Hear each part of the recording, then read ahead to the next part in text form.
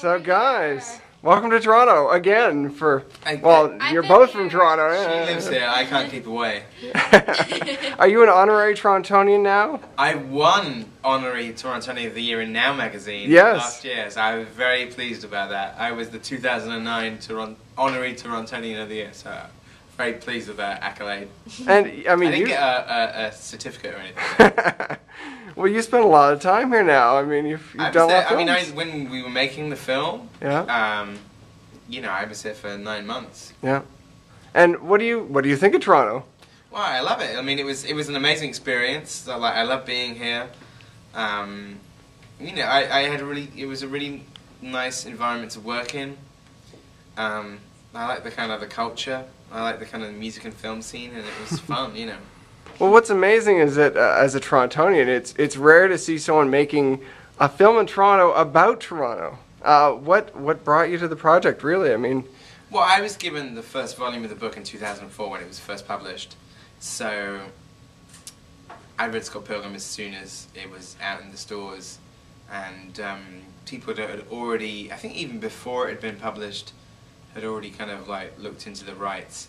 So I read it along with everybody else, like in 2004 for the first time, and thought it would be an irresistible challenge to bring to the screen.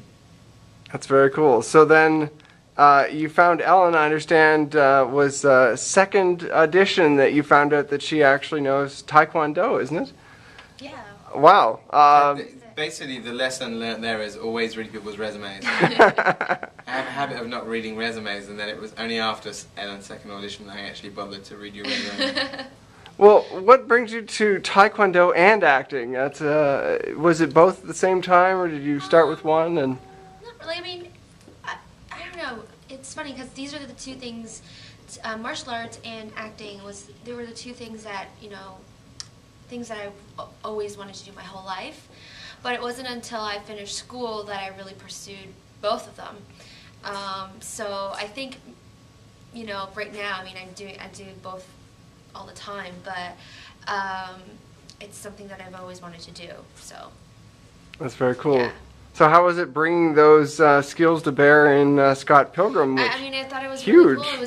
The thing is, like at the beginning, when I had initially sent my first tape out to Los Angeles for Knives, what I sent out was just sort of like the beginning part of Knives, so I didn't really know that how her arc was going to turn out to be, and it wasn't until after that tape that I went and I got all the books and I read it, and then in the second audition, after meeting Edgar, seeing that she turns into this total badass, like she's got this crazy dichotomy there, and I was drawn to her character even more because of that too, because I was like, wow, it's like two of the things I really love that I can kind of put into one, and how awesome is that, right? So but not only just that, it was just also to be able to play a character that shows so much growth. And I think for me personally as well, being Asian and female, I never come across that kind of a breakdown or a role, or I've been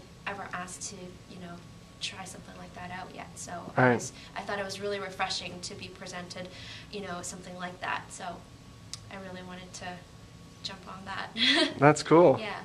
So what was the highlight of filming, Edgar? Was there one particular scene that for you encapsulated the experience of Scott Pilgrim? I don't know about that, because it was such a kind of long process and very meticulous, so I couldn't pinpoint any one scene that was fun to shoot. I'd say that the most fun thing about it was just, the cast and the crew being a big family, and and that was like, especially like the kind of like the cast kind of all under 30, all got on like a house on fire. Pretty much everybody is like friends to this day. Sounds like a big party, actually. It really is. Well, not in terms of like, I wouldn't say people, not in terms of a rock and roll kind of like irresponsible kind of thing. Everybody worked really hard. I think what's really touching about it is still now, like, over a year after finishing shooting, we all still hang out. Like whenever we do kind of press for the film, it's as much fun for us. Like, do you know what I mean? Really, like, to just because we're all proud of the movie and we get to hang out. And so, you know, when we've had screenings like in, you know, like tonight will be nice actually at the Bloor because a bunch of the sort of supporting actors are going to be there. But, you know, in LA, like when we did screenings, we did a screening at the New Beverly, and without telling the audience like that anybody was going to be there, like we had like 13 cars show up, which kind of freaked them out, which was cool. Well, and it's amazing too because you guys have 4 commentaries on the Blu-ray and the DVD. That's a lot. Involved. Yeah. There's a lot of I mean, I always like kind of getting. I've done it on my last 2. I mean, Hot Fuzz had 4 commentaries as well, or maybe it had 3. Maybe 4 is my record. I think Shaun of the Dead and Hot Fuzz had 3 each. Oh, that's right. Yeah, no, there are 4 on Hot Fuzz. Yeah, there's 4.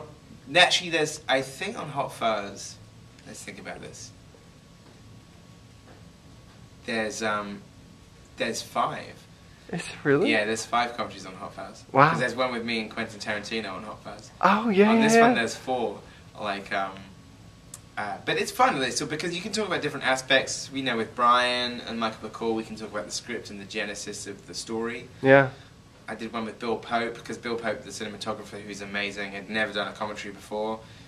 And, you know, a lot of people want to hear, like, the technical aspects of it.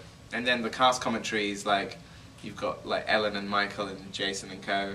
And then you've got, we also, then, the last commentary is, like, what I call is the dry one. I mean, dry humour, like, they're just dry humour, because all of the sarcastic people on one comment. Kieran, Mark, Aubrey, and Anna, like, sort of, you know, and their commentary is funny.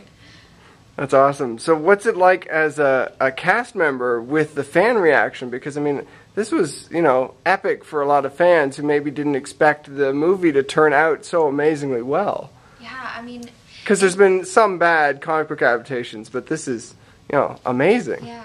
I mean, the first time we all got to experience, you know, fan react, you know, how the fans were going to react was at Comic-Con, and together as a cast, it was the best place to have that all happen. So, you know, we all kind of got to watch the film for the first time in its entirety, actually, together as a cast and with all the diehard fans. So it was really great to be able to feel the love in the air and to really, you know, hear and see and feel the appreciation and the support, because we all very much love the film. Right. So it was great to see the fans love it too. That's awesome. Yeah. So where do you see the fan appreciation going further? Because I think on DVD and Blu-ray it's going to be, you know, the next fandemonium goes on from here. Do you think the fan base is going to grow? Are there sequel potentials? I don't know. I mean, you know, like sort of the great thing for us is like this, is that you know, like kind of on Tuesday, like people will be able to own the film forever, and you know, there's 17 hours of extras to get through. So we've given the fans a lot to chew on, and you know, it's when, you know, like we had a screening like in LA on Monday at the Egyptian, and everybody in the room had already seen the movie, so, and some of them more than once. So it's definitely kind of something which is designed for like repeat viewing. There's a lot of detail and a lot of things going on, and a lot of hidden kind of you know, kind of coded symbols to look out for. So I tried to create something that like would stand up to repeated viewings, and that's all I could ask for, is that, you know, like I'm very fortunate to have had that with the, you know, the 3 things that I've worked on before, that I know that the people who love it, like, really love it and watch it over and over again, and so I want to give them something to chew on. Cool. Well, last question. I hate to ask it, but people told me I had to ask you. No, is there ever a chance? What? Of what? Ever a chance of a sequel to Shaun of the Dead? No, because no, not even 30 years from now, maybe? Most of the cast are dead. Like, so, I mean, most of the characters are dead, rather. Fair enough. I feel like sort of, it's the same reason we never did any more Spaced, is I feel like, and probably the same with Scott Pilgrim, is that some things are just kind of crystallized a moment in time, and, you know, like, I don't think you necessarily want to see those characters older, like, so, if there was more story to tell, yes, but I think sort of Shaun has like a beginning, middle, and end, so right. No. Fair enough. Thank you very much. Thank No worries. you.